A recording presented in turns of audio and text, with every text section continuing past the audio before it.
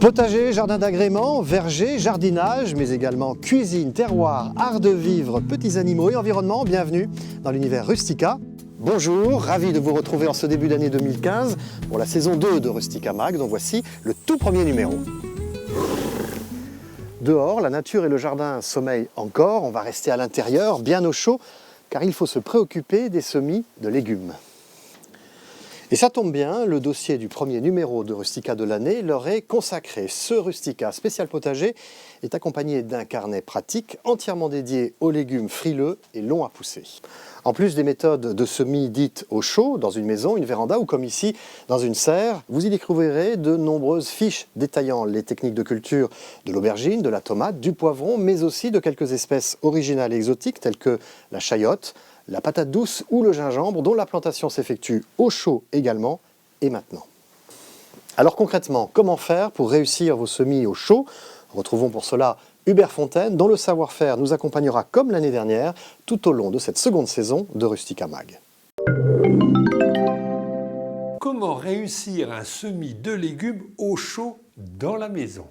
Ce semis va nous servir à avancer notre culture pour avoir des légumes plus tôt dans le potager et puis faire quelques économies. Alors pour ça, j'ai choisi différents légumes et notamment des choux-fleurs, des choux cabus ainsi que des choux rouges, toute une gamme de salades avec les laitues paumées, la laitue reine de mai, apia, 4 saisons, la batavia aussi, la batavia de printemps, et puis des plantes qui sont un petit peu plus délicates, des légumes, des tomates, la tomate fournaise, puisqu'il s'agit d'une tomate hâtive, la tomate Saint-Pierre, des aubergines et des poivrons. Pour une raison pratique, j'ai choisi un bac non percé et à l'intérieur de ce bac, on va mettre différents godets. Des godets avec un terreau semis. Alors la particularité du terreau semis, c'est un terreau qui est très moelleux, très léger et qui n'est surtout pas enrichi. On va remplir maintenant les godets. Une fois que j'ai rempli tous mes godets, avec une planchette, je vais tasser l'ensemble de mon terreau de façon à ce que le terreau se retrouve juste au niveau du petit pot. Maintenant, on va planter nos étiquettes pour bien se repérer. Donc 2 godets à chaque fois pour chaque semis. Donc les étiquettes, c'est important puisque ça permet de bien repérer les variétés par la suite. Il faut semer très menu. Quelques graines suffisent dans chaque pot. On passe maintenant aux légumes fruits, les tomates, les poivrons et les aubergines avec les tomates fournaises. Donc ce sont de petites graines blanches, comptées entre 10 et 15 graines et pas plus par godet. Et puis on va terminer avec les poivrons et les aubergines. On en a maintenant terminé avec notre semis. Il ne reste plus qu'une petite chose, recacher les graines, toujours avec notre terreau de semis. On tamise par-dessus, très légèrement, ça suffit. Et je tasse une dernière fois par-dessus. Il faut bien que les graines soient bien appliquées sur le terreau. Je pulvérise de l'eau par-dessus. Mais comme c'est insuffisant, on va simplement humidifier la surface. On va utiliser un autre système. Je défais un pot. Je vais mettre 1/4 de litre d'eau dans le bac, de l'eau tiède. Et par sub-irrigation, l'humidité va monter par-dessus. On en a maintenant terminé avec l'arrosage. Il ne reste plus qu'à faire une culture à l'étouffer. Pour ça, on va utiliser un couvercle en plastique, genre mini-serre. On va coiffer ça par-dessus. L'humidité va monter à l'intérieur. Maintenant, ce qui est important, c'est de bien le mettre à la lumière. Alors, si vous avez une véranda, c'est l'idéal. Une belle baie vitrée, pourquoi pas. Dès que les laitues lèvent, vous allez les retirer du bac et pourquoi pas les installer, les godets, vous allez les retirer et les installer sur le rebord d'une fenêtre. Quant aux tomates, aux plantes les plus fragiles, laissez-les pendant plusieurs semaines à la chaleur. En hiver, rares sont les récoltes de légumes au potager, alors profitons-en pour découvrir les algues comestibles. Certains les récoltent, d'autres les cuisinent. Je vous l'accorde, nous démarrons l'année par une séquence cuisine un peu originale et hors du commun. Crues, cuites, en paillettes ou en morceaux, les algues comestibles aromatisent les plats. André Berthoud les cueille en Bretagne, près de Quimper, pendant les grandes marées. Alors ça c'est une algue rouge, hein, c'est de la dulce, la Palmaria palmata. Elle a une taille de récolte à 20 cm, on ne peut pas la récolter si elle fait moins de 20 cm. C'est une algue assez équilibrée qui a un peu toutes les propriétés, elle a un peu de protéines, elle a un peu de fer, elle a un peu de calcium. André Berthoud récolte aussi des algues brunes. C'est la Laminaria digitata, le kombu pour les Japonais. Hein. C'est une algue par contre qu'on est obligé d'arracher. Et donc sécher c'est facile, hein. Vous l'arrachez. Vous la suspendez sur un fil comme ça et elle va sécher. Ça vous donnera des feuilles de kombu qu'après vous coupez. Le restaurant Pousse Pousse à Paris s'est spécialisé dans la cuisine végétalienne et équilibrée. Les algues tiennent une place centrale dans les recettes imaginées par Laurence Aboukaya, créatrice du lieu. Le kombu est une algue très riche en vitamine B, en cuivre et en iode. Et qui a la particularité, quand on fait cuire des légumineuses, c'est-à-dire tout ce qui est légumes secs, pois chiches, lentilles, haricots, d'accélérer la cuisson. Et aussi, c'est un exhausteur de goût. Le restaurant propose à son menu une salade originale. Une petite salade de haricots rouges qui a été cuit avec le kombu, auquel on a ajouté de la dulce et du kale, qui est un chou qui est arrivé en France il y a 1 an à peu près, qui est particulièrement riche en antioxydants. Le chou kale émincé est mélangé avec les haricots encore chauds pour l'attendrir. La sauce vinaigrette à base de paillettes de dulce est ajoutée à la fin. On a fait une petite sauce avec des zestes de citron, du piment frais, de l'huile d'olive.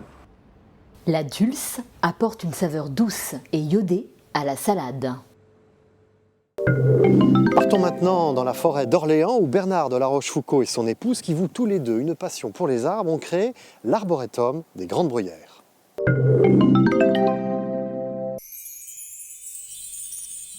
Par le plus grand des hasards, en passant à côté de ce petit bois alors que j'habitais dans la ferme qui est au milieu de la plaine, ce petit bois abandonné, pourquoi m'avait-il séduit?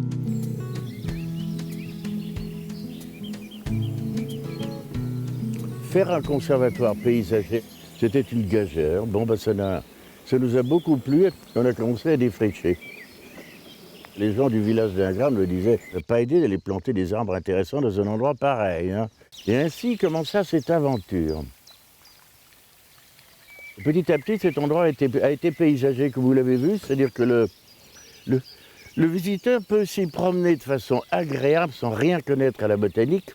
C'est un conservatoire, d'accord, mais c'est aussi un lieu pédagogique. Et comme tout est étiqueté ici, on peut apprendre le nom des plantes. Et puis petit à petit, voilà, je suis devenu compétent dans un certain nombre de choses. La première plante qui m'a excité énormément, parce que j'habitais l'Angleterre à cette époque-là, c'était les bruyères. Ce qui m'a séduit dans les bruyères, c'est le fait que cette plante, très rustique, et qu'il y a tant de variétés qu'on peut avoir des bruyères fleuries pendant presque 8 mois de l'année, n'est-ce pas?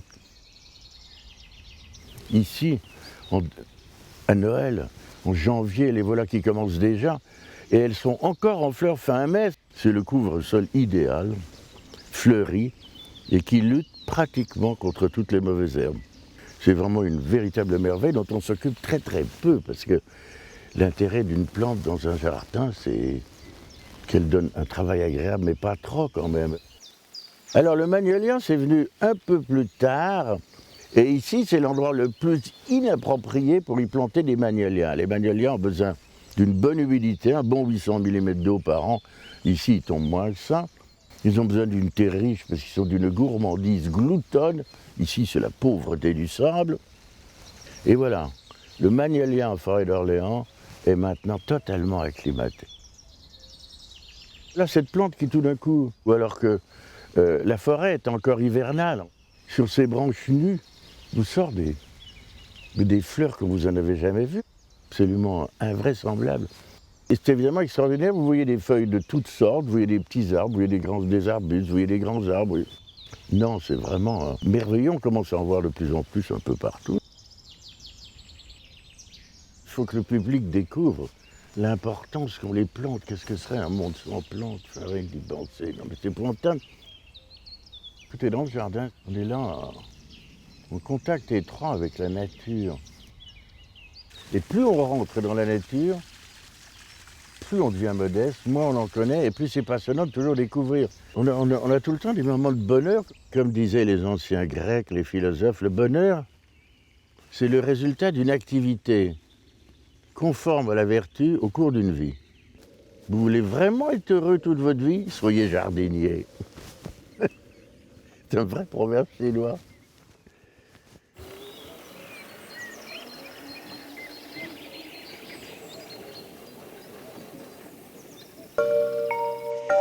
La rubrique aménagement va vous expliquer où placer et comment réaliser un ponton en bois.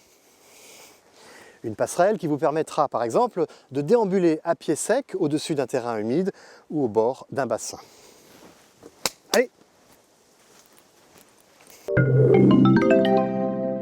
Réaliser un platelage en bois permet d'enjamber une zone marécageuse ou de franchir un plan d'eau sans jamais nuire ni à la flore ni à la faune. Regardons ensemble comment le réaliser.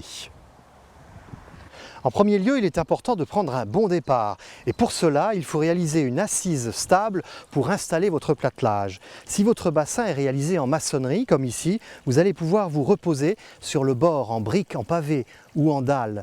Vous allez ainsi avoir une assise parfaitement solide. En revanche, si l'étanchéité de votre bassin est assurée à partir d'une bâche en PVC, vous allez devoir installer des pierres solidement enfouies dans le sol afin d'avoir une fondation suffisamment stable pour reposer ensuite votre platelage. Seconde étape, vous allez réaliser l'ossature qui va porter votre platelage. Pour cela, utilisez des bastings distants de 15 à 20 cm. Vous pourrez ainsi ensuite installer votre platelage. Utilisez des bois non putrescibles comme le robinier ou l'acacia, de telle sorte que votre structure placée à proximité de l'eau ne souffre pas de l'humidité. Ultime étape, notre ponton, la réalisation du platelage en bois. Pour cela, vous allez utiliser des lames distantes d'un demi-centimètre les unes des autres. Vous les fixez avec des vis en acier galvanisé afin qu'elles ne rouillent pas et qu'elles n'endommagent pas la surface de votre platelage. De plus, les lames et l'ossature en bois vous permettra de réaliser une structure parfaitement solide. Facile à réaliser, un ponton en bois vous permettra ainsi d'enjamber une zone marécageuse comme un plan d'eau sans jamais déranger la flore et la faune. Et en plus, c'est un excellent élément décoratif qui va embellir votre jardin. L'optimisme est de rigueur dans le prochain numéro de Rustica, dont le dossier s'intitule « Je réussis mon jardin en 2015 ». Fort de vos déboires de l'année écoulée, la rédaction de Rustica vous apporte, via vos témoignages adressés par courrier ou laissés sur notre site rustica.fr, ses réponses et son expertise pour tout réussir au jardin. Ne rien louper de la préparation du sol, s'accommoder des aléas de la météo, ne rien rater des semis, des plantations et des différents soins à apporter aux végétaux, conseils, astuces et petits secrets vous seront révélés dans ce numéro. Mais en attendant, faites donc un tour au jardin, mais tout doucement car il sommeille encore et n'oubliez pas de nous retrouver pour le prochain numéro de Rustica Mag. Et notez-le, nous avons désormais rendez-vous 2 fois par mois. Retrouvez tous nos conseils sur le site www.rustica.fr.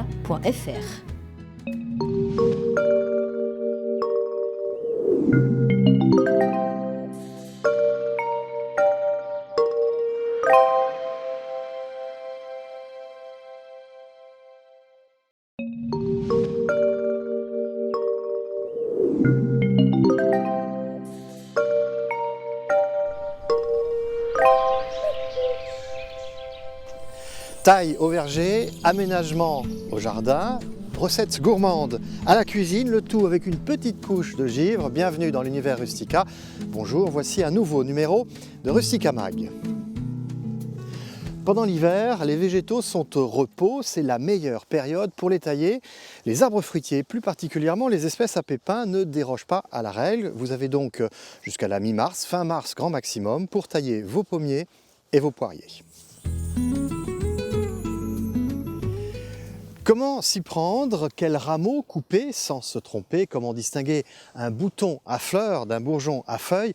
Vous auriez peut-être besoin de quelques leçons de taille.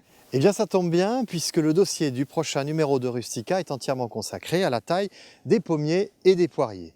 8 leçons pratiques et simples, illustrées de dessins et de photos, agrémentées de conseils de pros et de pas à pas pour réussir la taille de vos pommiers et de vos poiriers.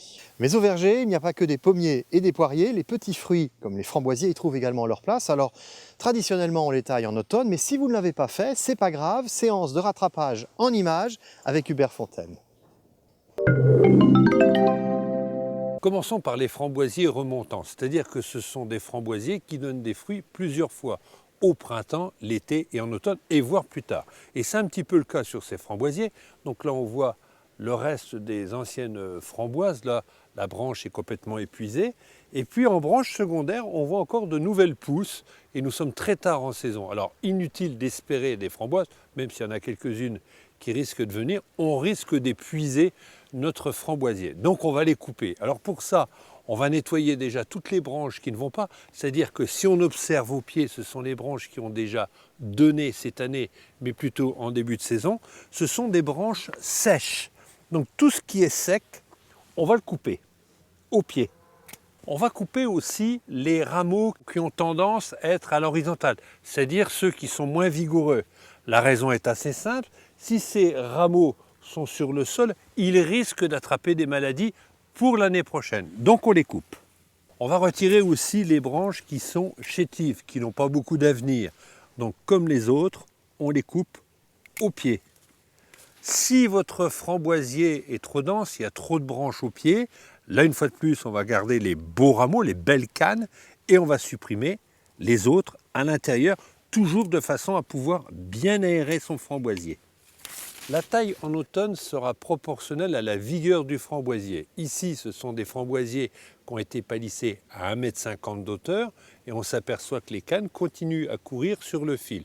Donc ça la ramène à plus de 2 mètres. De moitié, on va les tailler à 1 mètre. Si vous avez des framboisiers qui mesurent 1,20 m, vous les taillerez à 60 cm d'auteur. Donc il ne faut pas hésiter à recouper.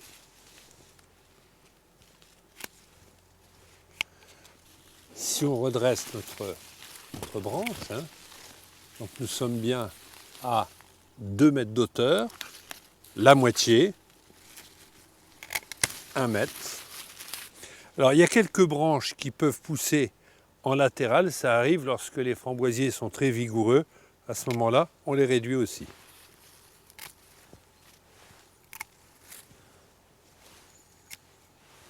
Il peut même rester parfois quelques framboises. On les mange. Et bien voilà, on en a maintenant terminé avec la taille des framboisiers. Reste plus qu'à faire un petit nettoyage à la base, retirer le chien-dent, les herbes indésirables, profitez-en. Surtout, n'utilisez pas de désherbant sur les framboisiers, il y a toujours un risque de brûlure sur les jeunes cannes. Le magazine TV de Rustica, Rustica Mag, est tourné ici, dans le jardin pépinière du Point du Jour. Un jardin aux multiples facettes, riche en poésie et en fantaisie. À l'origine de ce lieu unique, il y a un couple de pépiniéristes, Françoise et Christian Bougnoux. Rustica se devait de rendre hommage à leur créativité, à leur enthousiasme et à leur passion. Depuis sa création, notre jardin a toujours été un jardin que nous voulions partager. Ce qu'il faut savoir, c'est que ce jardin, au départ, n'était rien, puisque c'était des pâtures. Il n'y avait aucune construction, il n'y avait aucun arbre, il n'y avait rien. Nous avons commencé à planter des rangs classiques de pépinières. Et très vite, on s'est rendu compte que ça ne nous correspondait pas. Et c'est à ce moment-là qu'on a commencé à organiser un petit peu le jardin, mais sans un but très précis. Nous, on ne voulait pas quelque chose de très sévère, on voulait quelque chose, un jardin à vivre. C'est plutôt un jardin ouvert sur la campagne. C'est un lieu de partage, c'est un lieu où on aime bien reprendre le souffle, où on a envie de respirer. C'est un jardin onirique. Je suis née ici, donc ce jardin d'Éden, je le connais depuis toujours. Nous sommes revenus au Point du Jour en 80 parce que mon père nous a proposé de nous céder un petit peu de terrain pour pouvoir créer la pépinière. Donc ça s'est fait comme ça, d'une manière spontanée. On a commencé par les abords de la maison et puis crescendo, avec les 5 enfants que nous avons eus, on a fait des parcours pour eux.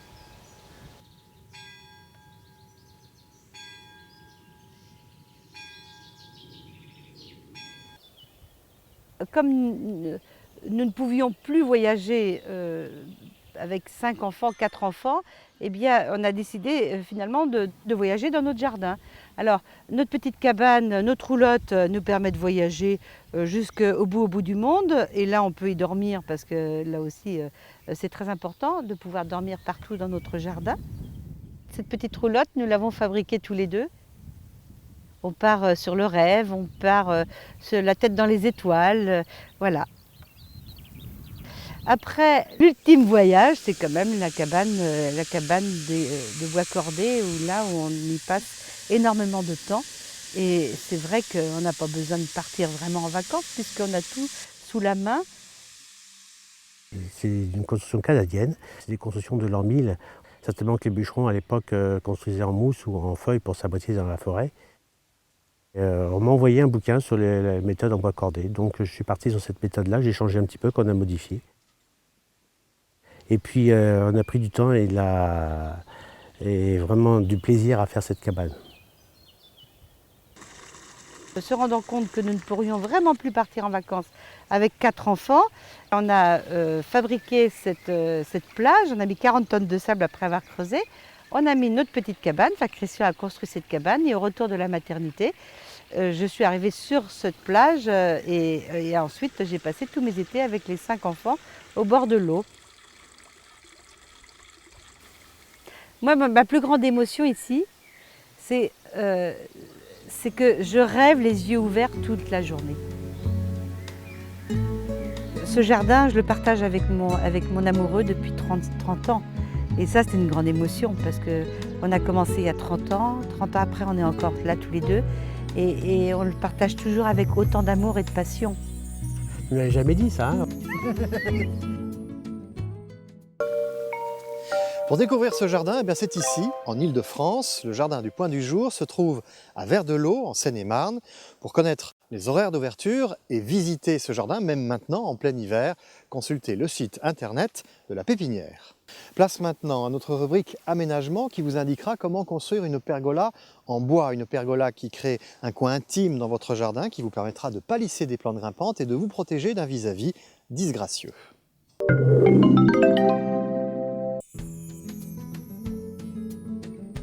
Comment construire une pergola pour y palisser des plantes grimpantes et créer un nid de verdure?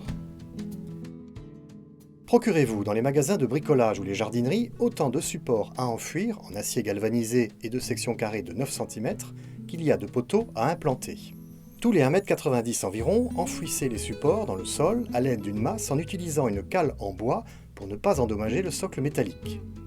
Au-dessus de chaque support, positionnez un poteau en pin traité de 9 cm de côté et faites-le progressivement glisser dans l'encoche en acier. Ajustez le poteau bien à la verticale en vérifiant l'aplomb à l'aide d'un niveau à eau, puis vissez-le au support. Au sommet et de chaque côté des poteaux, clouez 2 bastings de 2,50 m de longueur, 6 cm d'épaisseur et 17 cm de hauteur. En dédoublant ainsi la traverse porteuse, vous renforcerez la rigidité et la stabilité de la pergola. Dans un bastin de 5 mètres, découpez 10 cavaliers de 50 cm de longueur chacun. Sur un tiers de leur hauteur, réalisez une encoche d'une vingtaine de centimètres de long. Tous les 40 cm, emboîtez-les sur la traverse porteuse et clouez-les solidement.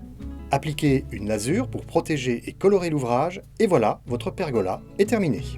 Une pergola en bois, aussi facile à faire et à réussir qu'une recette de cuisine.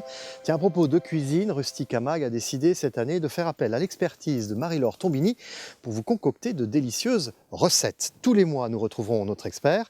Alors sans plus attendre, voici sa première recette de l'année, le cake aux carottes. Dans un saladier, cassez les 4 œufs. Battez-les en omelette avec un fouet. Ajoutez 130 g de sucre et fouettez énergiquement. Incorporez ensuite 150 g de farine et un sachet de levure, puis continuez de battre la préparation. verser le beurre fondu et amalgamer. Ajoutez 40 g de poudre de noisette plus 60 g de poudre d'amande. Battez bien jusqu'à obtenir une pâte homogène. Épicez la préparation de cannelle et du mélange 4 épices, puis remuez. Incorporez les carottes, les noix de pécan, les raisins et le gingembre râpé. Mélangez bien. Graissez un moule de 20 ou 22 cm de diamètre, versez la pâte et faites cuire 50 minutes dans le four préchauffé à 180 degrés. Laissez refroidir complètement le gâteau avant de le démouler. Puis placez-le sur une grille. Préparez le glaçage en mélangeant le fromage frais, le sucre glace et la vanille à l'aide d'une fourchette. Déposez le glaçage sur le gâteau bien froid à l'aide d'une maryse ou d'une cuillère. Lissez avec une spatule coudée. Pour tout savoir sur les fruits et légumes de saison, carottes, bananes, clémentines, reportez-vous au prochain numéro de Rustica, dont les rubriques de la terre à la table, manger sain et nous on les aime leur sont consacrées. Mais le point fort de ce numéro, c'est son dossier, un dossier dédié au sol et à sa préparation. Le sol, c'est le point de départ pour réussir dès ce printemps vos cultures de fleurs, de fruits et de légumes. Quel type de terre avez-vous dans votre jardin? Comment l'enrichir? Avec ce dossier, vous aurez tous les éléments pour ameublir et travailler votre terre tout en respectant les micro-organismes qui y vivent et qui sont indispensables à la vie dans le sol, tout comme à la croissance de vos plantes.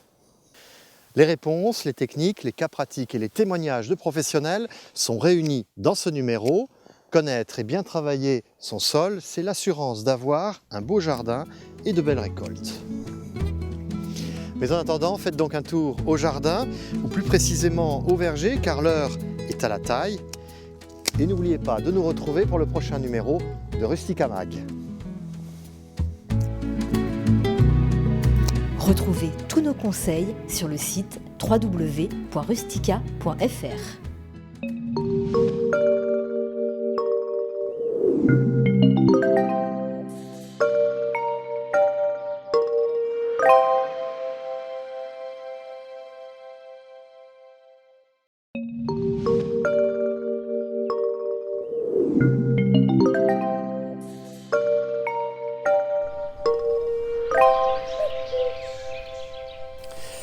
Premier semis au potager, visite de jardin, idée d'aménagement déco est toujours très pratique. Bienvenue dans l'univers Rustica. Bonjour, merci pour votre fidélité. Vous êtes très nombreux à suivre la saison 2 de Rustica Mag. Rustica Mag dont voici un nouveau numéro. Même s'il fait encore froid, l'heure est à l'organisation du jardin et plus particulièrement à l'agencement du potager. Alors traditionnellement, les légumes se sèment en ligne, des lignes qui mises bout à bout constituent des plates-bandes, le tout prenant un aspect très ordonné et géométrique. Mais savez-vous que le potager peut prendre des formes beaucoup plus fantaisistes?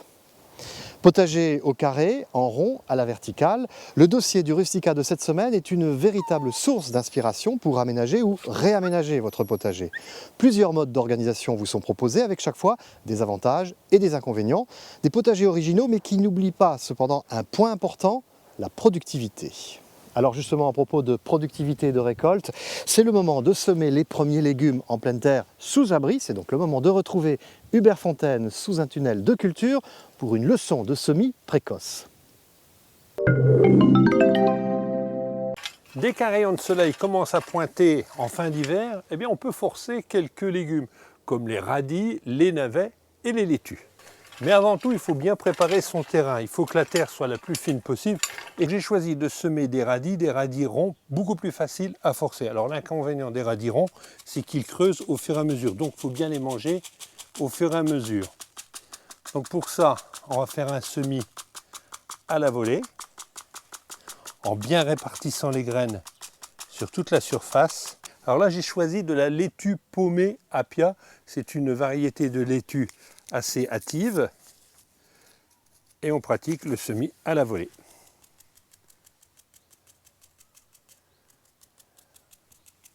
Toujours en bien délimitant les endroits là où on sème, semer très léger, ça sert à rien d'en mettre de trop, de toute façon vous ne serez pas gagnant.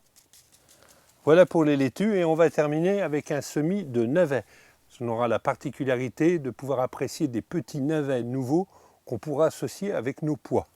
Et je termine par recacher mes graines. Alors j'utilise de préférence une griffe ou un croc, ce qui évite justement de ramener toute la terre au bout de la jauge. Et ainsi la graine se trouve bien mélangée. Donc il ne faut pas hésiter à mélanger la terre. Alors juste sur 1 cm et pas plus. Puis on termine par un bon arrosage. Alors comptez environ 10 litres pour 4 à 5 mètres carrés, 4 litres d'eau. L'humidité va rester sur le sol pendant quelques temps. On peut aussi maintenir l'humidité soit avec une toile en jute ou alors un voile d'hivernage qu'on peut poser par-dessus. Notre tunnel actuellement est ouvert, on va le fermer.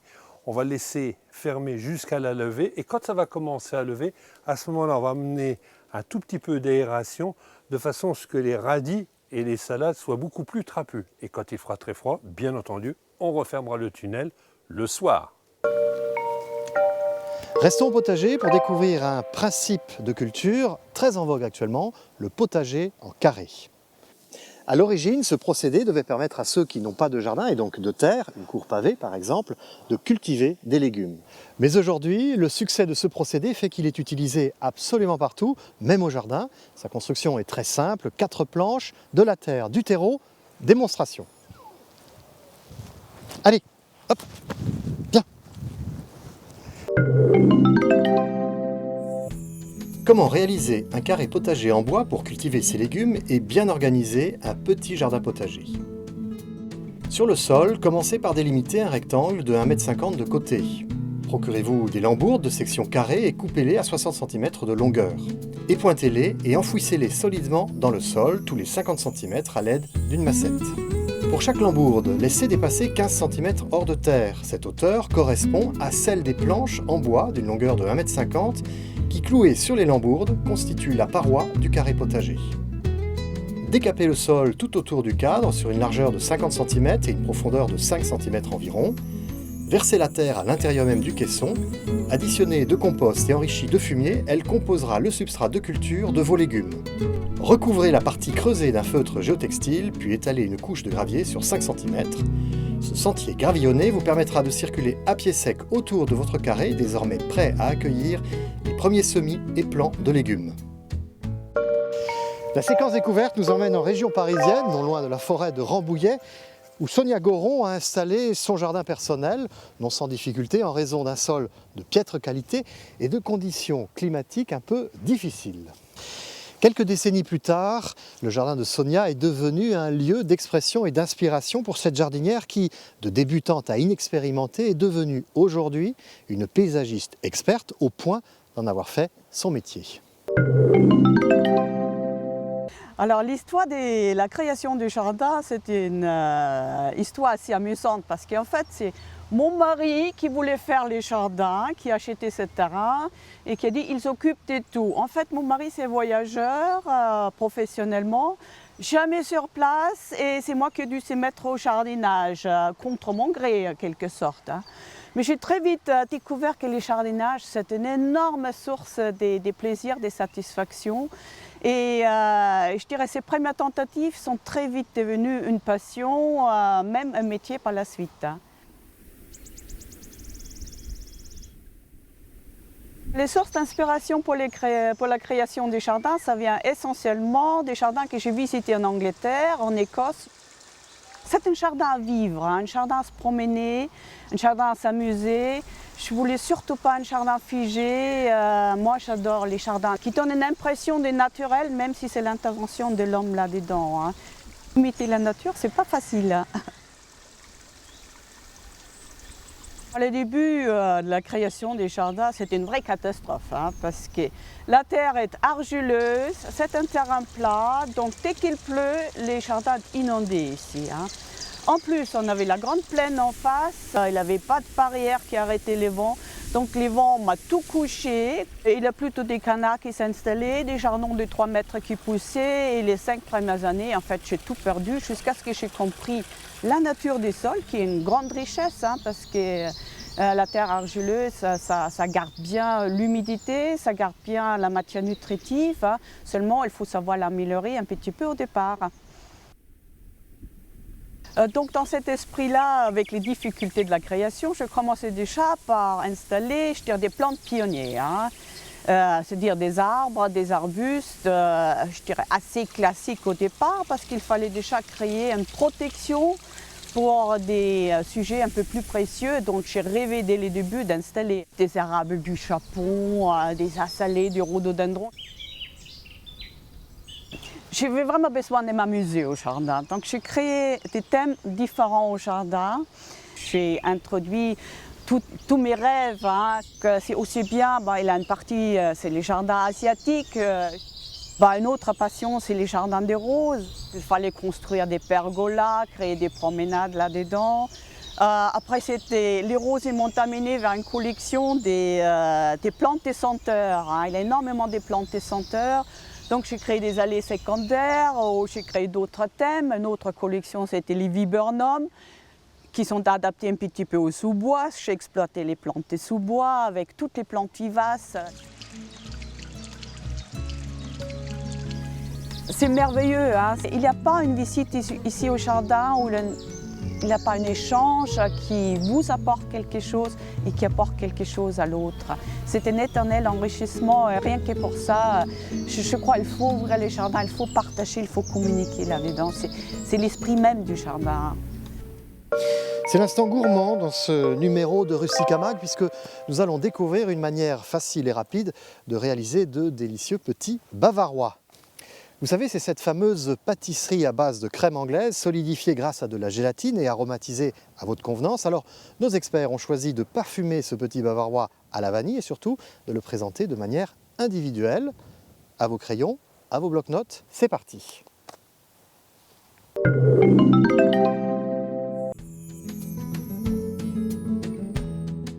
Pour commencer, faites tremper la gélatine dans de l'eau froide. Dans un saladier, fouettez les jaunes d'œufs. Versez peu à peu le sucre et mélangez pour faire blanchir la préparation. Ajoutez une cuillerée à café de vanille. Mettez le lait à chauffer et incorporez-le progressivement au jaune d'œuf. Versez ensuite cette préparation dans une casserole et faites chauffer 3 à 4 minutes sur feu doux jusqu'à ce que la crème nappe la cuillère. Essorez la gélatine délicatement et laissez-la fondre dans la crème anglaise chaude. Dans un bol bien froid, battez la crème fraîche liquide pour la faire monter en chantilly, puis incorporez-la peu à peu à la crème anglaise légèrement refroidie en réalisant des mouvements amples avec une maryse. Répartissez cette mousse dans des petits moules en silicone à l'aide d'une poche à douille, puis égalisez la surface. Décorez chaque bavarois en déposant quelques gouttes de coulis de framboise avec un flacon pour décor.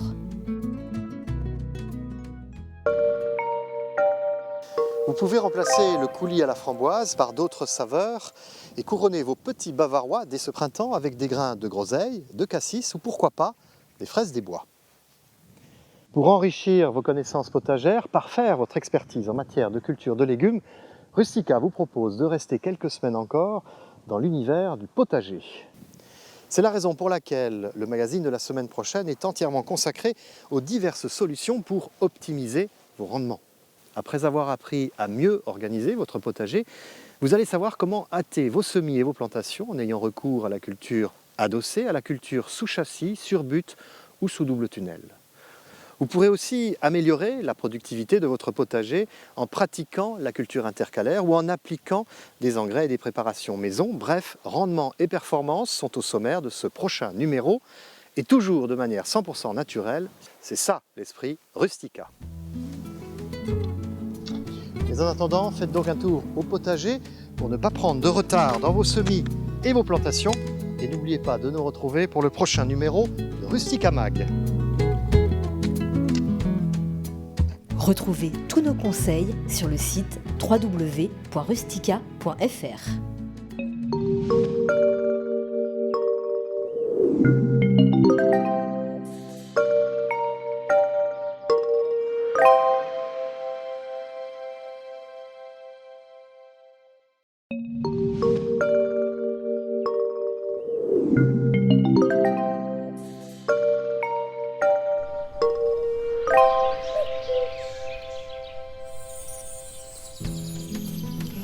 C'est le printemps, la douceur est de retour et avec elle, l'envie de semer, de planter, d'aménager et de jardiner. Bienvenue dans l'univers Rustica.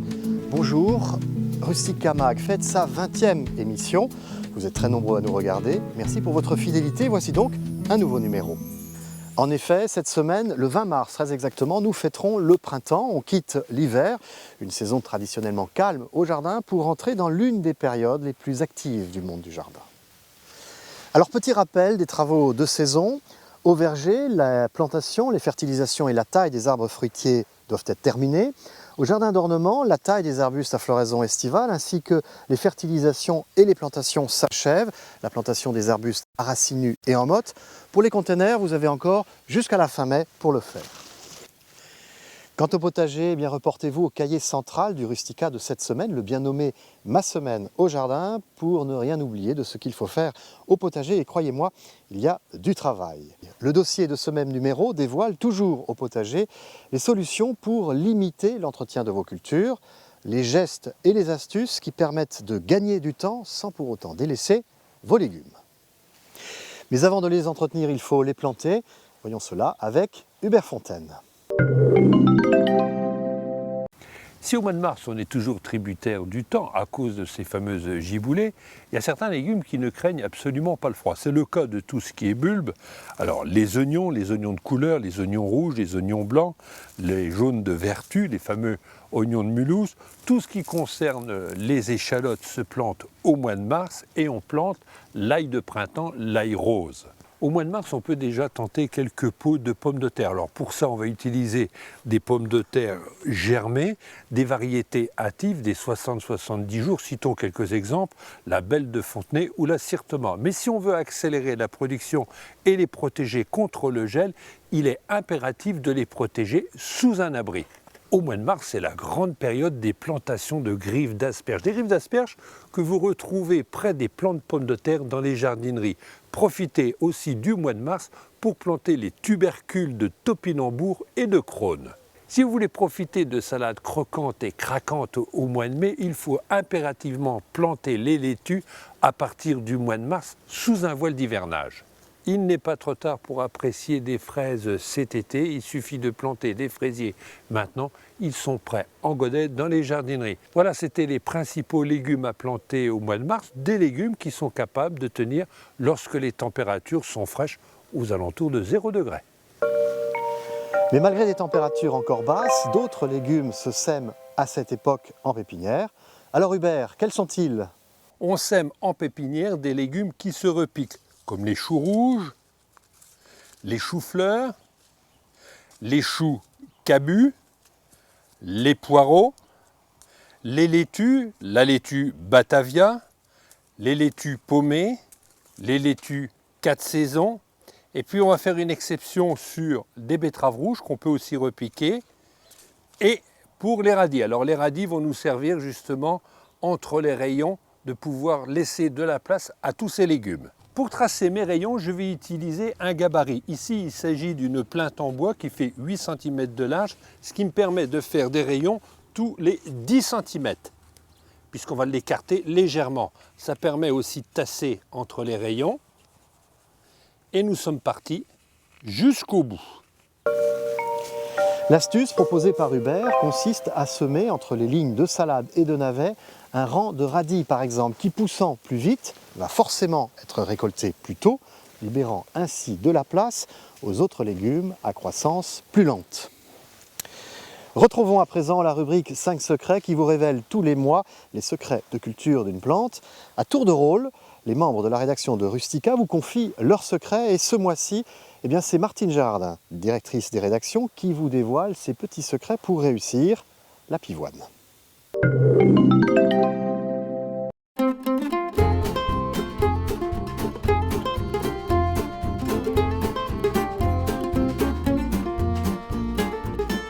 Cinq secrets pour réussir la pivoine de Chine.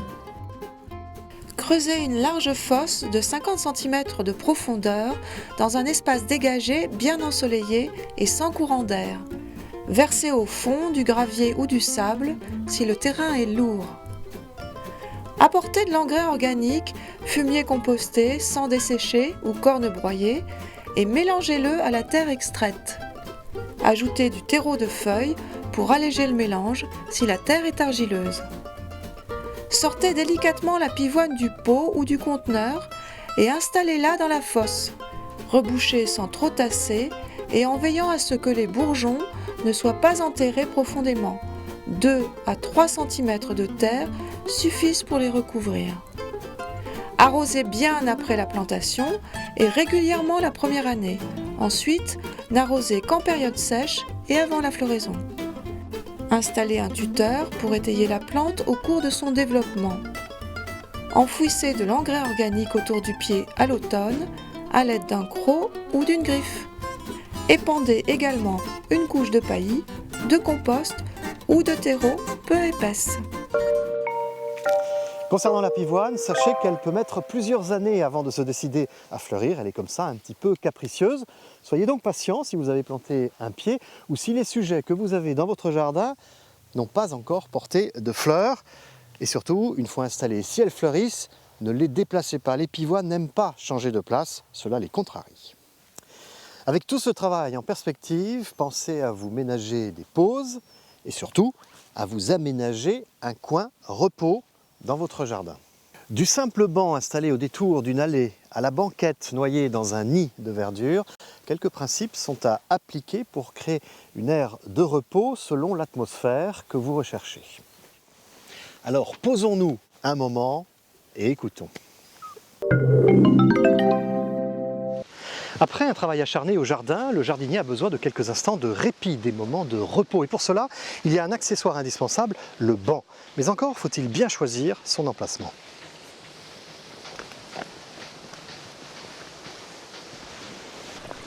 Alors tout d'abord, choisissez un endroit desservi par un passage, de telle sorte que vous puissiez accéder à votre banc. Installez-le légèrement en retrait de ce sentier. Et puis nichez-le au cœur d'une végétation luxuriante. Ici, ce banc borde un bassin pour profiter du bruissement de l'eau. Mais lors de votre pause au jardin, vous aurez peut-être envie de retrouver un peu d'intimité, de vous isoler du reste du monde. Vous allez donc opter pour cette solution.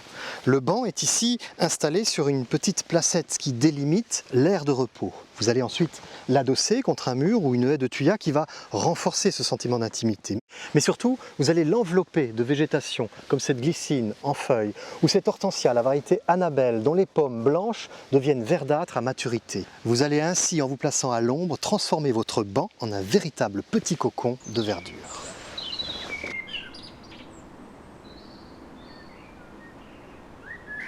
Et pourquoi ne pas vous orienter vers un style classique, très classique, en choisissant un banc dont le bois a été patiné par le temps, en l'enveloppant d'arceaux métalliques portant des guirlandes de feuilles, et en l'appuyant contre une haie soigneusement taillée, bordée par des panneaux de rondins de bouleau.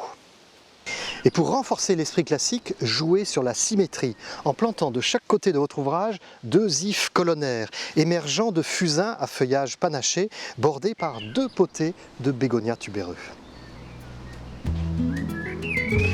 C'est tout bonnement royal. Et surtout, placez votre banc bien dans un axe afin de profiter au maximum de la perspective de votre jardin. Dans Rustica Mag, nous avons parlé à plusieurs reprises des poules et des abeilles. Dans nos reportages, nous apercevons parfois des oies, des moutons ou des vaches. Et puis il y a bien sûr la mascotte de l'émission. Voici donc une espèce courageuse et attachante dont on utilise la force pour effectuer des tâches non pas ingrates mais laborieuses et remplacer avantageusement le motoculteur. Dans son activité de maraîcher, Richard Capitaine a recours à l'âne pour travailler la terre tout en douceur. Pour des petites surfaces, la traction animale remplace utilement le motoculteur ou le tracteur. Installé à Cravant, dans les Yvelines, Richard Capitaine a adopté 2 équidés.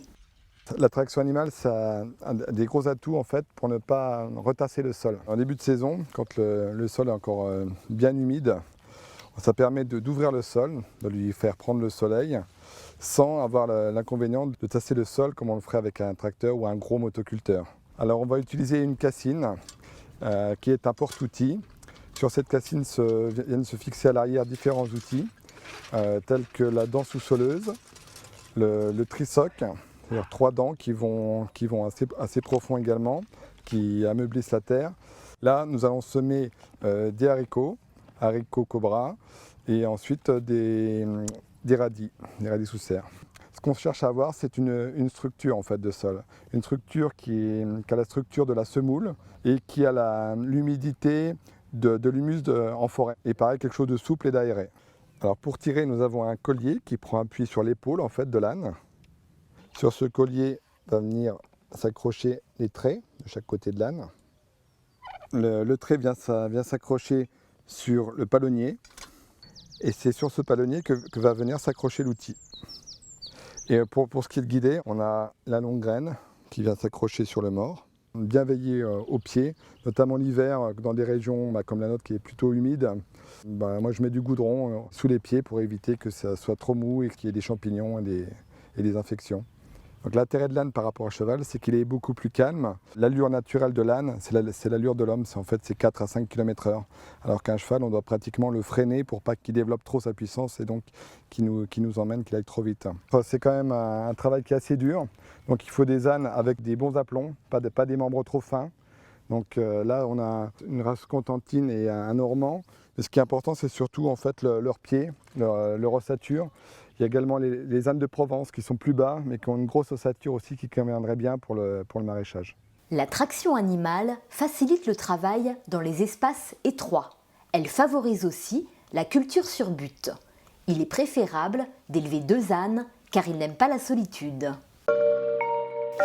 On en aurait de la place ici pour accueillir un âne et au moins avec toi, il ne risquerait pas de s'ennuyer. Si vous aussi souhaitez accueillir un âne, le magazine de la semaine prochaine en a fait le sujet de sa rubrique Petit élevage.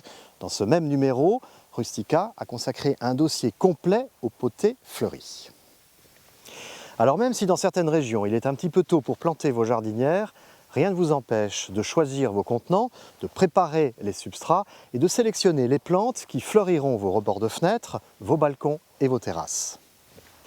La rédaction de Rustica a consulté les meilleurs spécialistes en la matière, horticulteurs, paysagistes et jardiniers, afin de réunir leurs astuces et leurs gestes essentiels pour que vous puissiez réussir vos compositions d'été, et ce tant sur le plan technique qu'esthétique. Toutefois, ne vous pressez pas pour les installer dehors, car la prudence est encore de mise. En effet, jusqu'à la mi-mai, il y a des risques de gelée blanche. Mais en attendant, direction le potager pour planter et semer les premiers légumes qui, eux, au moins, ne sont pas frileux. Et n'oubliez pas de nous retrouver pour le prochain numéro de Rustica Mag. Allez, viens, on y va.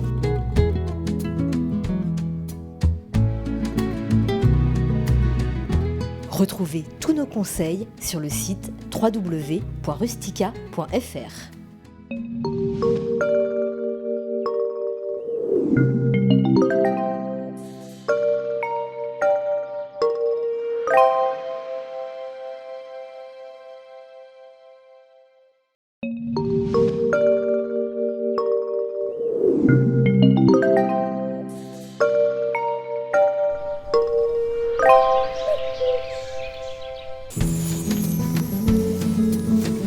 Protéger les plantes contre le froid, réussir l'orchidée sabot de Vénus, découvrir un jardin en Picardie et penser aux préparatifs de Noël sont au sommaire de cette émission. Bienvenue dans l'univers Rustica. Bonjour, voici un nouveau numéro de Rustica Mag.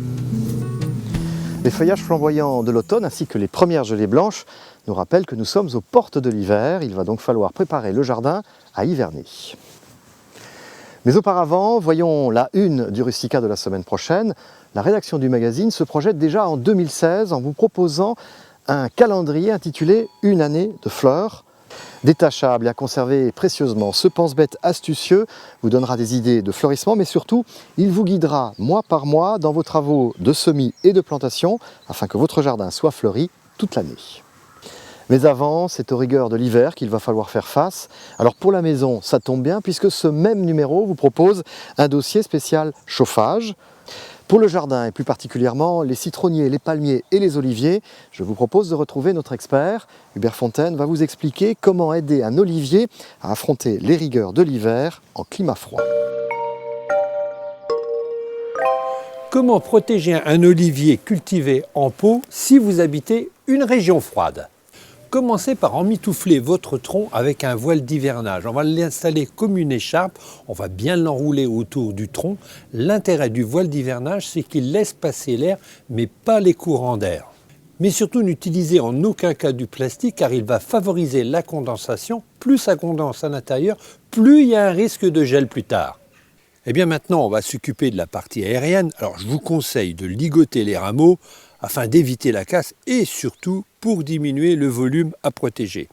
Comme pour le tronc, nous allons utiliser une toile tissée, une toile qui est quand même plus esthétique et surtout n'utilisez pas de plastique toujours à cause de la condensation. Alors il existe aujourd'hui des couvre-plantes pour protéger les arbustes en pot qui craignent le froid. Elles sont prévues jusqu'à 3 mètres de hauteur et 2 mètres de large, dont la résistance est au moins de 100 grammes au mètre carré. Il serait bien dommage que cette toile que vous avez protégé votre olivier se déchire au premier coup de vent. L'emballage de l'olivier se fait délicatement, sans briser les rameaux. Une fermeture éclair est prévue à cet effet pour éviter la prise au vent. Il y a aussi des cordelettes qui vont vous permettre d'attacher solidement et maintenir la toile collée contre l'olivier sans l'abîmer. Surtout, il est important de protéger le pot avec plusieurs épaisseurs afin que le gel n'endommage pas les racines. Il faut bien comprendre que cette protection est très utile lorsque les températures descendent en dessous de -5 voire -10 degrés. Dès que les températures remontent, il est quand même conseillé de l'ôter, de la retirer de façon à ce que l'olivier reprenne tous ses apparats. Il faut bien reconnaître qu'un olivier est beaucoup plus joli avec ses rameaux plutôt qu'une protection. Sachez aussi que les oliviers détestent l'humidité pendant l'hiver, donc on s'abstient de les arroser pendant toute cette période. Dans la grande famille des orchidées, les sabots de Vénus fascinent par la forme originale de leurs fleurs. Depuis 1886, cette espèce est cultivée aux établissements Vachereau et Le Couffle, le spécialiste français des orchidées installé en Île-de-France. Alors soyez attentifs, car c'est Françoise Vachereau elle-même et en personne qui va vous expliquer comment planter, comment cultiver, soigner, faire fleurir et refleurir le fameux sabot de Vénus. Alors les sabots de Vénus sont une grande famille, en fait c'est un surnom qui est donné à beaucoup d'orchidées différentes, certaines qui sont les cypripédiums et qui poussent dans la nature française, d'autres les paphiopédilums qui sont asiatiques et puis aussi les phragmipédiums qui viennent de la cordillère des Andes. Leur caractéristique c'est d'avoir un labelle en forme de petite poche, c'est pour ça qu'on les surnomme les sabots de Vénus. Alors au départ, ce que connaissent le plus les gens, c'est 2 sortes de sabots de Vénus. Les sabots de Vénus dits hybrides complexes, les sabots de Vénus à grosses fleurs, avec des fleurs très cireuses, en fait, si vous voulez, presque brillantes. Et puis après, vous avez un autre groupe de sabots de Vénus qui est connu depuis longtemps, hein, qui a servi beaucoup en fleurs coupées, même aux fleuristes il y a une centaine d'années, qui ont des feuilles de différentes couleurs. On appelle ça des feuilles tesselées. En fait, elles sont marbrées de différentes couleurs de vert et elles ont des fleurs brunes et blanches ou vertes et blanches. Donc ça, c'est 2 groupes, si vous voulez, de sabots de Vénus qui sont assez connus. Alors sous nos climats, les sabots de Vénus sont bien évidemment des plantes d'intérieur qui se gardent au chaud à des températures moyennes de 15 à 22 degrés à peu près. Au niveau de la lumière, il faut leur réserver un emplacement bien lumineux, tout à fait devant une fenêtre, en évitant quand même les expositions nord, même si ces orchidées ne font pas partie de celles qui exigent le plus de lumière. Alors la fréquence des arrosages est éminemment variable en fonction de la taille du pot et des besoins de la plante et des conditions de sa culture, si vous voulez. On ne peut pas vous dire vous devez arroser absolument toutes les semaines.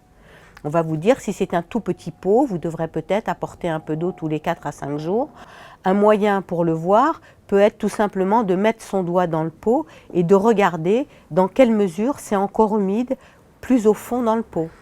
Alors on peut rempoter les paphiopédilums tout à fait classiquement dans un mélange majoritairement à base d'écorce de pin, mais on peut aussi choisir d'autres mélanges un peu différents, comme par exemple celui qui consiste à mélanger du liège, de la fibre de coco, un petit peu de tourbe noire et de la pierre ponce. Ça leur convient très bien aussi.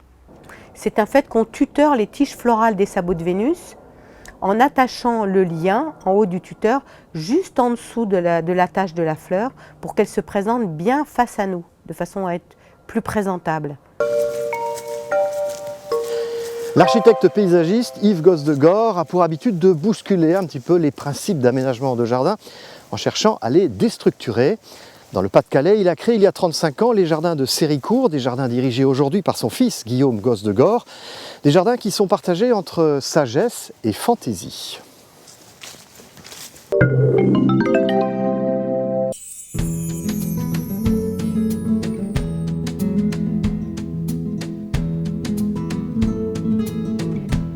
Alors en fait l'origine c'est mes parents qui sont venus ici dans les années 80.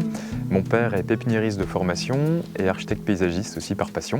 Donc il a commencé par faire un petit showroom devant la maison avec les vivaces pour montrer un peu ce qu'on pouvait faire et il s'est pris au jeu. Donc d'année en année il a fait de nouveaux jardins et maintenant on arrive en 2014 à une trentaine de jardins. Voilà, et pour chaque jardin il y a une ambiance particulière. Alors ce jardin en fait il a été inspiré de ce qu'on a retrouvé dans la tombe de l'empereur chinois à Xi'an, les soldats en terre cuite. Et on a été assez marqués par voilà, ces soldats, cette succession de soldats qui étaient tous différents, mais il y avait une unité. Alors dans le jardin guerrier, on retrouve effectivement cette unité par ce rythme bien présent de soldats, enfin de 10 fastigiers, mais ils sont tous d'une taille différente. Donc en fait, dans l'uniformité, on s'attache toujours à ce qu'il y ait une certaine complexité. Mais d'un autre côté, on a quelque chose de beaucoup plus souple, qu'on appelle le repos du guerrier, avec des Camesiparis obtusa nana gracilis, un petit jardin dans lequel on rentre en serpentant, et au milieu on est un petit peu coucouné dans un rond. Et après une ambiance un peu plus ludique, avec les masques guerriers, pour certains inspirés de l'île de Pâques, ou de masques africains, ou de grotesques par exemple. On a également une partie dans laquelle on a poussé là encore le bouchon un peu plus loin, en faisant des trous de bombes. Alors ils ont deux raisons ces trous de bombes. La première effectivement c'est la symbolique, mais la deuxième c'est qu'on voulait en fait que le visiteur soit dans la perspective de l'allée de l'infini. Donc il fallait qu'on ait un obstacle non visuel pour pas cacher la perspective, qu'on soit obligé de contourner.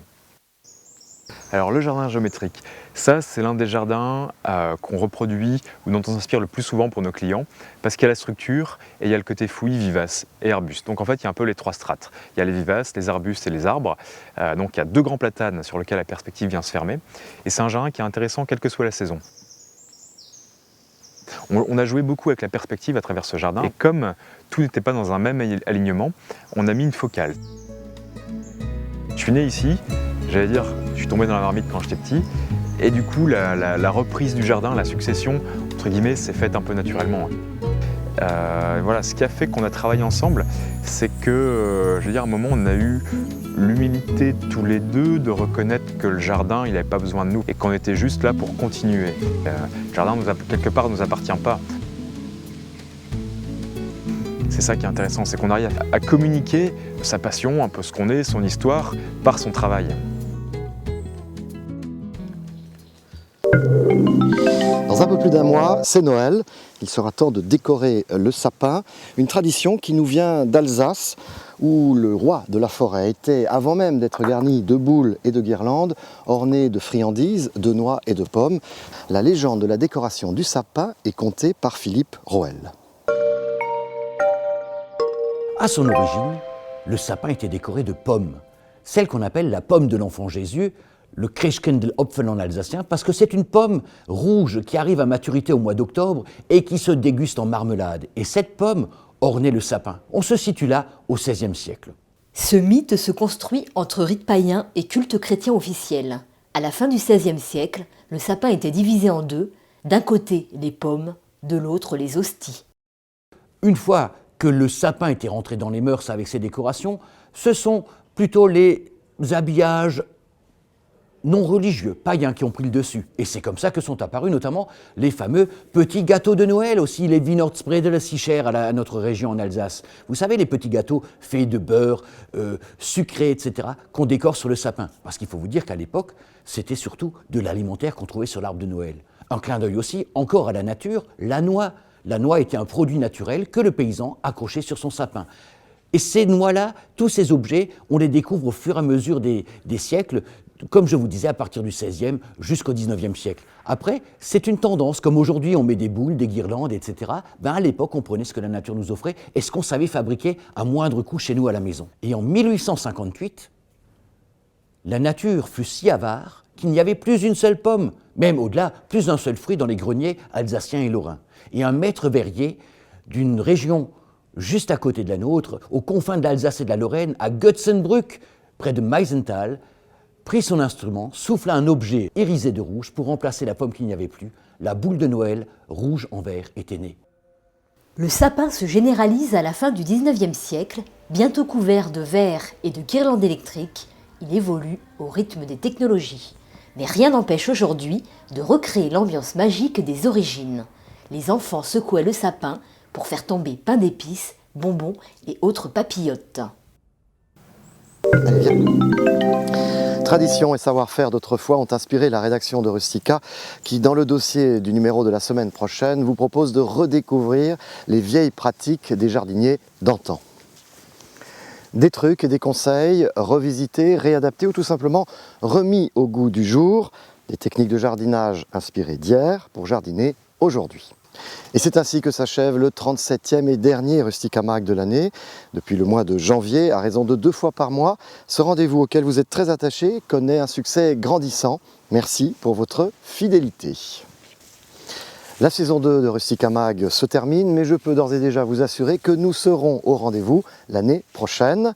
Mais d'ici là, faites donc un tour, non pas au jardin, mais sur le site rustica.fr pour voir et revoir et peut-être découvrir tous les Rustica Mag depuis la création du magazine TV de Rustica. Et comme d'habitude, n'oubliez pas de nous retrouver pour le prochain numéro. Ce sera, notez bien, début janvier 2016 et nous serons, Dolly et moi, bien entendu, au rendez-vous.